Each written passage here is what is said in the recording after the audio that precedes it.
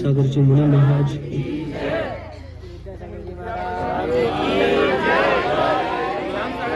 शांति सागर जी महाराज की, प्रशांत सागर जी महाराज की, समस्त मुनि संघ की, गुरुदेव का जीवन एक यात्रा और उस जीवन की यात्रा पर निकले हुए यात्रियों में हम लोग भी यात्री थे। और मेरे जीवन की यात्रा में जो यात्री तीर्थ यात्रा के निमित्त से मेरे साथ वर्षों से था, आज वह यात्री उस यात्रा को अधूरी छोड़ अगली यात्रा के लिए अनपेक्षित रूप से, अकल्पनीय रूप से असमय में ही चला गया। बहुत दुर्भाग्यशाली जीवन का यह क्षण। उन्होंने जिस प्रकार अपने जीवन का अंत संवारा, उन्होंने तो अपने नौका पार लगाई, लेकिन मेरे लिए जो प्रसंग आया है, मेरे जैसा दुर्भाग्यशाली जीवन में, क्योंकि जो आंखें मेरे ऊपर हमेशा प्रेम बरसाती थी, जिन आंखों ने हमेशा मेरे स्वास्थ्य का ध्यान रखा, अंत समय में प्राण जाने के बाद शरीर निश्चेष्ट हो गया था, तो भी वो आंखें मेरी ओर ही देख रही थी। और ये हाथ इतने दुर्भाग्यशाली है कि अपनी ओर देखने वाली आंखों को, इन्हीं हाथों से मुझे हमेशा के लिए बंद करना पड़ा। 2006 से मेरा और उनका संपर्क आज 2022 में समापन को प्राप्त। हजारों किलोमीटर का विहार हमने साथ में किया। मेरे से वे 30 साल बड़े थे, किंतु कभी भी पैदल चलते हुए मैं उनसे आगे नहीं चल पाया। शांति सागर जी महाराज की, अपनी गति से मैं उनके पैरों को कभी नहीं बांध पाया, लेकिन मेरे जीवन का यह दुर्भाग्यशाली क्षण आया कि कल रात को इन्हीं हाथों से उन गतिमान पैरों को कसकर एक स्थानों पर बांधने का दुर्भाग्य, बुरा वक्त मेरे जीवन में। भिलवाड़ा चातुर्मास का एक प्रसंग। चातुर्मास के प्रारंभ में हम तीनों ने जिनगुण संपत्ति का व्रत एक साथ एक ही दिन प्रारंभ किया। उसकी विधि थी एक आहार एक उपवास, एक आहार एक उपवास, 63 उपवास थे। महीने भर लगभग तीनों ने एक साथ एक आहार एक उपवास किया, लेकिन दिन में 4 क्लासें मेरी होती थी। सुबह प्रवचन, दोपहर को 2 क्लासें और शाम को 1 क्लास। तो उपवास के कारण मुझे बहुत गर्मी बढ़ने लगी, तो महाराज ने शुरुआत को मुझे मनाया, लेकिन जब मैं थोड़ा जिद करने लगा तो उन्होंने अपने बड़े भाई का रिश्ता निभाते हुए मुझे अधिकार वाणी से कहा कि इसके आगे आप उपवास नहीं करेंगे, आप रोज आहार को जाएंगे। स्वयं 2 उपवास 1 आहार, 3 उपवास 1 आहार, 4 उपवास 1 आहार करते रहे, लेकिन मुझे उन्होंने उपवास नहीं करने। एक दिन ऐसे ही मैंने संकल्प लेने के भाव जताए कि आज मैं उपवास करना चाहता हूँ, और मैं भगवान के सामने भावना भा करके आया हूँ दर्शन करते समय कि आज उपवास करने की शक्ति मिले, आज मेरे से उपवास हो जाए। आहार के समय मैंने महाराज को अपने भाव बताए, तो शुद्धि का जल उसमें भरा हुआ था। महाराज ने अपने हाथ से मेरा कमंडलू उठाकर मेरे हाथ में दिया और कहा चलो आहार को जाना। बोले मैंने कहा महाराज मैंने भगवान से कहा है कि आज उपवास करने के भाव। तो महाराज मुझे कन्नड़ में बोले कि नहीं मैं भगवान को बताता हूँ, आप चलो मेरे साथ। भगवान बहुत अच्छे हैं, सुनेंगे मेरी बात, और आप चलो। आपको उपवास करने में भगवान आहार को उठने के लिए भगवान मना नहीं करेंगे, चलो मेरे साथ। अभी प्रकाश गंगवाल जी ने कहा तीनों महाराज का तालमेल बहुत अच्छा था। आज ताल टूट गया, लेकिन जब तक हम तीनों इस संसार दशा में हैं, तब तक मेल जरूर बना रहेगा। वे जहां भी रहे, हम जहां भी रहे, हमेशा हमें मेल, आंतरिक मेल बना रहेगा। क्योंकि गुरुदेव सन्मति सागर जी महाराज ने हम सबके हृदय में जो वात्सल्य का धागा पिरोया है, वह दुनिया में विश्वव्यापी रूप से हम सबको मेल में जोड़ता रहेगा, एक में से जोड़ करके रखे। अभी भजन गाया गया मंत्री जी के द्वारा, उसमें उन्होंने कहा कि हमें रास्तों की जरूरत नहीं है, हमें तेरे पैरों के निशान हो गए। हम लोग आहार को जाते थे, आहार से लगभग 99% शांति सागर जी महाराज ही पहले लौट आते थे। उनके बाद कभी कभी प्रशांत सागर जी महाराज आते थे, कभी कभी मैं आता था। लेकिन जब मैं वहां आता था मंदिर के द्वार पर, संत भवन के द्वार पर, तो कौन से महाराज आए हैं ये अंदर जाकर देखे बिना मैं सिर्फ पैर धोने के बाद आगे बढ़े हुए कदमों के जो आकार है उससे पहचान लेता था कि शांति सागर जी है क्या प्रशांत सागर जी। लेकिन अब इन आंखों से वो चरण बाहरी दृष्टि से ओझल हो गए। महाराज का दृढ़ व्यक्तित्व, अत्यंत मजबूत आत्मबल, इन बीते हुए 4-5 दिनों में उनके जीवन में जो प्रतिकूल शारीरिक परिस्थिति निर्माण हुई, मौसम के भयावह विकराल रूप के कारण मानवीय सेवा उनके सामने हतप्रभ हो गई। बीते 4 दिन शांति सागर जी महाराज ही जगते नहीं थे, उनको छोड़कर हम तीनों भी जाग ही रहे थे। हमेशा उनके पास बैठ करके उनको नमोकार मंत्र सुना। महावीर भैया उनको कोई भजन वगैरह मोबाइल के माध्यम से सुनाते थे, मैं कोई श्लोक सूत्र आदि सुनाता था। महाराज को जब मैं पूछता महाराज सुन रहे हैं, तो महाराज ऐसा हाथ करते थे, बहुत अच्छा लगा, और सुन ऐसा। इन 5 दिनों में 1 सेकंड भी सोए नहीं थे, पीठ तक उन्होंने जमीन को नहीं लगाई थी, बैठे थे। और जब कल रात को हम तीनों वहां पर उनकी सेवा में थे, वैद्य सुशील जी के महनीय वैद्यकीय चिकित्सा के आधार पर उनके शिष्यों ने जो यहाँ सेवा प्रदान की थी, उस औषधि का प्रयोग हम लोग उनकी पीठ पर तेल लगा करके रगड़ करके वयावृत्ति कर रहे थे। उसी समय अचानक उनको एक छोटी सी हिचकी आती है, और उस हिचकी के समय महाराज का थोड़ा सा शारीरिक बैलेंस बिगड़ गया। तो हमने तुरंत समझ लिया कि हुआ क्या है। तो हम लोग तुरंत भैया जी को कहने लगे कि किसी को खबर करो। तो महाराज ने मेरा और इनका हाथ कस के पकड़ लिया और तुरंत ऐसा इशारा किया, इतना इशारा किया, और उन्होंने हाथ नीचे रख दिए और शांत चित्त से हम लोग जो नमोकार मंत्र बोल रहे थे, उस नमोकार मंत्र को सुनते सुनते जिस परिणाम पूर्वक उस पारिणामिक जीव ने प्राण त्यागे, मैं समझता हूँ कि भले ही वे अकस्मात चले गए हैं, हम सबका ही नहीं संपूर्ण मानव जाति का, श्रमण संस्कृति का अपूर्णीय नुकसान हुआ है। लेकिन जिन विशुद्ध परिणामों से, जिन शांत प्रशांत प्रशम भाव पूर्वक उन्होंने प्राणों का त्याग किया है, मैं समझता हूँ कि ऐसा प्राण त्याग बहुत विरले जीवों को मिलता है। बहुत थोड़े जीव इस प्रकार प्राण त्याग कर पाते हैं। कोई इस गलत फहमी में आ सकता है कि संलेखना हुई या नहीं। संलेखना शरीर के आश्रित कम होती है, भाव के आश्रित ज्यादा होती है।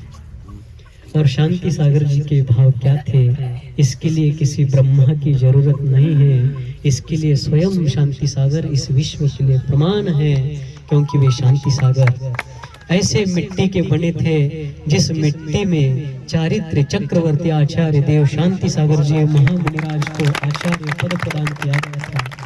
जिस मिट्टी में आचार्य गुरुवर सन्मति सागर जी महाराज की क्षुल्लक दीक्षा हुई थी, ऐसी भूमि में उनका जन्म हुआ था। बाल्यावस्था से धार्मिक आध्यात्मिक जीवन की ओर रुझान रखने वाला यह महान व्यक्तित्व जीवन में अनेक प्रकार के चढ़ाव उतारों को देखता हुआ, संघर्षों को करता हुआ, परिस्थितियों से जूझता हुआ, लेकिन कैसी भी परिस्थिति आए अपने मनस्थिति को बिल्कुल भी विचलित न हो करते हुए हमेशा धर्म के पवित्र पथ पर आगे बढ़ते हुए औरों को बढ़ने की प्रेरणा देते हुए आगे बढ़ता गया और बढ़ते बढ़ते आज इस कदर बढ़ गया कि हमारी आंखों से ही वो ओझल हो गया। लेकिन मैं फिर से कहना चाहूंगा, ताल जरूर टूटा है। सेठी जी अभी कह रहे थे कि 3 साल में हमने जो देखा आपस में उतना तालमेल। लोग कहते हैं, मैंने कभी ज्यादा देखा नहीं लेकिन सुना है, जिस व्यक्ति को लकवा होता है, पैरालिसिस होता है, उसकी एक बाजू लंगड़ी हो जाती है। आज मेरी भी दाई बाजू, दाई ओर का हिस्सा एक प्रकार से लकवाग्रस्त हो गया है, टूट गया है, दूर हो गया है। लेकिन ये संसार की रीत है, इस प्रकार के शोक रूप परिणाम नहीं होने चाहिए, यह वस्तु स्वरूप है। किंतु मुनि हूं तो भी क्या हुआ, मैं भी अभी मनुष्य हूँ। संवेदनाएं मेरे भीतर भी है और इस कारण से और अत्यधिक है, क्योंकि जो व्यक्ति गया है वो मेरे लिए सिर्फ साथी नहीं था, मेरा सखा था। मेरे सुख दुख को व्यक्त करने का एक अत्यंत ऐसा रहस्यमय स्थान था। समय आने पर मार्गदर्शन पाने का मेरा मार्गदर्शक, मेरा सलाहकार था। मैं जब कभी अपने स्वास्थ्य की ओर दुर्लक्ष्य करूं, तब डांट फटकार बुजुर्गों की तरह खा करके अपने आप स्वास्थ्य की तरफ ध्यान देने के लिए बाधित होना पड़ता था। औषधियां लेनी पड़ती थी, वयोवृत्ति को स्वीकार करना पड़ता था। लेकिन आज वह धाक मिट गया है, आज वह बाजू मेरे जीवन से चली गई है। कल्पना नहीं हो रही है कि आज शांति सागर जी महाराज का मैं जब भी मेरा मन करता मैं उनके पास जाता, महाराज भजन सुनाए, क्योंकि वो बहुत अच्छे भजन गाते थे। दोपहर का सामायिक होने के बाद मैं उनके पास बैठता, प्रशांत सागर जी महाराज बैठते, हम तीनों ही होते, कोई नहीं होते। महाराज भजन सुनाए, मराठी के भजन बहुत अच्छे गाते थे। वे मेरे से इतने बड़े थे, इतने तपस्वी थे, उनके सामने में उनके चरणों की धूल भी नहीं था। लेकिन उनको शास्त्र संबंधी कोई भी प्रश्न आता तो मन में किसी प्रकार का मैं इतना त्याग तपस्या करता हूँ, इस प्रकार का अहंकार ना रखते हुए छोटे बच्चों की तरह मेरे पास आकर मुझसे पूछते, महाराज इसका मतलब क्या है, इसका हल क्या है, इसका संदर्भ क्या है, ये किस शास्त्र का प्रकरण है। अब ये सारे आपसी जुगलबंदी, अब ये आपसी ताल हमेशा हमेशा के लिए टूट गया।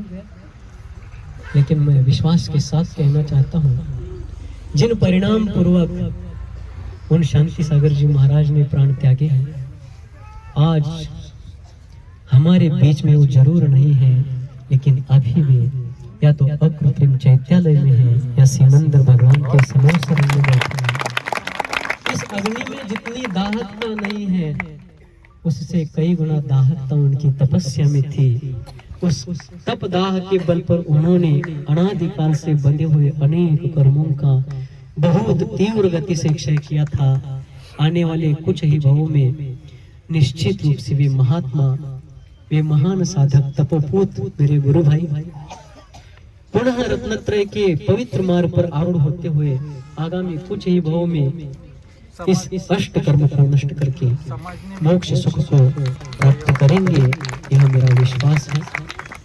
और आप सभी लोगों से मैं बार बार आग्रह करूंगा कि आज अनपेक्षित, अकल्पित और असामयिक रूप से भले ही यह प्रसंग हम सबको देखना पड़ रहा है, लेकिन आज अपन सभी यहाँ से जाते समय कोई ना कोई एक संकल्प उनकी स्मृति में लेकर जाएंगे, ताकि आज एक ऐसे दृढ़ तपस्वी को, दृढ़ संकल्प को हमने खोया है, उसकी याद में, उसकी स्मृति में हम कोई ऐसा संकल्प लेकर के जाए कि वह संकल्प हमें जीवन भर प्रेरित करता रहे कि हमें उस तपस्वी की तरह तप के पवित्र मार्ग पर अपने कदमों को बढ़ाना है, उसके पैरों के निशान, उसके पैरों के चिन्हों के पीछे, पद चिन्हों के पीछे पीछे चलते हुए हमें भी अपने जीवन को सार्थक करना है। मरण कल आए या आज आए उसकी चिंता नहीं है, लेकिन मरना है तो इन जैसे मरना है। इस प्रकार की भावना भर करके, इस प्रकार का संकल्प लेकर के हमें यहाँ से जाना है। आज महाराज का यहाँ पर पार्थिव देह का अंतिम संस्कार हो। जो देह उत्साह, करुणा, दया, आत्मीयता, त्याग, तपस्या, सेवा, परोपकार के लिए खर्च हुआ, आज वह मिट्टी में परिवर्तित हो रहा है, राख में संक्रमित हो रहा है। किंतु गए हुए व्यक्ति की प्रेरणा लेने के लिए उसके पद चिन्हों को भी यदि स्थापित किया जाता है तो समाज के लिए वह एक प्रेरणा का, श्रद्धा का, आराधना का केंद्र बन जाता है। स्थानीय समाज इस बात पर विचार करे और जहाँ भी मंदिर की अधिकृत जगह हो, उचित जगह हो, उस स्थान पर पूजनीय महाराज के पवित्र चरण कमलों को, चरण चिन्हों को स्थापित करने का विचार समाज इस विषय पर करे और अपन सभी आज महाराज के पुनीत पावन जीवन से प्रेरणा लेते हुए समाजाने भी जगह वैयावती केल्या आणि नमोकार मंत्र जप अपन सभी लोग इस कार्य के लिए सहयोग भी देवे। सिंगोली जैन समाज ने प्रयास करते हुए रात भर बहुत सारी मेहनत करी। रात्रि 11 बजे के दरमियान यह घटना हुई, तब से लेकर अब तक यह समाज पूर्ण समर्पण के साथ इस कार्य में जुटा हुआ है। नमोकार मंत्र का खंड जाप और भी सारी सामग्री जुटाने में पुरुष वर्ग, बच्चों से लेकर बुजुर्ग तक, बाद में रात्रि के उत्तर प्रहर में महिलाओं तक ने नमोकार मंत्र, भक्तामर स्तोत्र आदि के पाठ करके इस अनुष्ठान में अपना योगदान देकर के अपने जीवन को सार्थक करने का प्रयास किया। क्योंकि शास्त्र में ऐसा कहा गया है कि मुनिराज के समाधि के बाद संलेखना के समय उनकी सेवा वैयावृत्ति करना तो अद्वितीय कार्य है, किंतु समाधि के बाद भी उनके अंतिम संस्कार तक, क्योंकि जिस देह का दाह किया जाने वाला है वह देह स्वभाव तो शुचौ काये रत्नत्रय पवित्रते, स्वभाव से अपवित्र तो था, लेकिन रत्नत्रय की पवित्रता के कारण जो जीवन भर संसार के प्राणी मात्र के लिए रत्नत्रय धर्म की सुगंध प्रदान करता रहेगा, इस प्रकार यह देह आज विलीन हुआ। तो उस पार्थिव के अंतिम संस्कार तक के लिए सभी ने बहुत मेहनत की, सभी ने बहुत समर्पण दिखाए। सभी लोग यहाँ से जाते हुए एक पवित्र संकल्प लेकर के अपने जीवन को सार्थक करने का प्रयास करें। भगवान सन्मतिनाथ देव के चरणों में और गुरुदेव सन्मति सागर जी महाराज के चरणों में और साथ साथ अभी बिछुड़े हुए मेरी दाई बाजू, मेरा हृदय, मेरे जीवन का आधार स्तंभ पूजनीय मुनिवर श्री शांति सागर जी महाराज, इन तीनों के चरणों में प्रार्थना करता हूँ कि मैं भी आपकी तरह, मेरे भाई उम्र में इतने बुजुर्ग है प्रशांत सागर जी महाराज, लेकिन हमेशा समर्पण के साथ हम दोनों ही निर्णय लेते थे, इनको भी पूछते थे, लेकिन ये इनका हमेशा कहना था दोनों लोग, मैं अपनी हूँ साथ, आपके निर्णय में हम साथ हैं, मेरे आपके साथ सहमति है। इस प्रकार के इनके परिणाम, आज ताल तो टूट गया है लेकिन मेल हमेशा रहेगा। तो ऐसे मुनिवर श्री शांति सागर जी महाराज, गुरुवर सन्मति सागर जी महाराज और सन्मतिनाथ भगवान के चरणों में प्रार्थना कि आपके जैसे महान साधना के पथ पर हम सभी आगे बढ़ते हुए अपने साध्य तक पहुँचे। इसी मंगल भावना के साथ अहिंसा परमो धर्म, परम पूज्य मुनिवर श्री शांति सागर जी महाराज संलेखना मरण महा महोत्सव की अहिंसा परमो धर्म की, जैन धर्म की। सभी लोग महाराज जी के प्रति श्रद्धांजलि अर्पित करते हुए 9 बार नमोकार मंत्र का जाप करते हुए मौन धारण करें।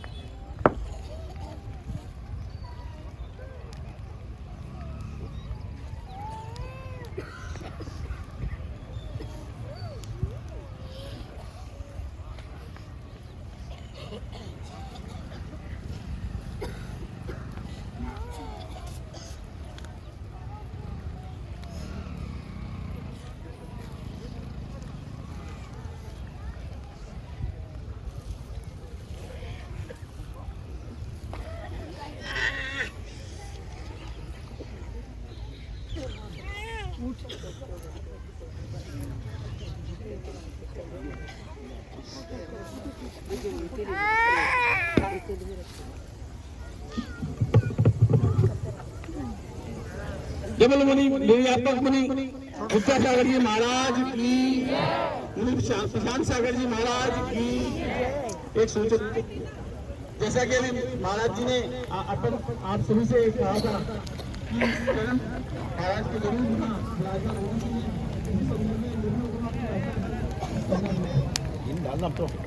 एक मिनट हाथ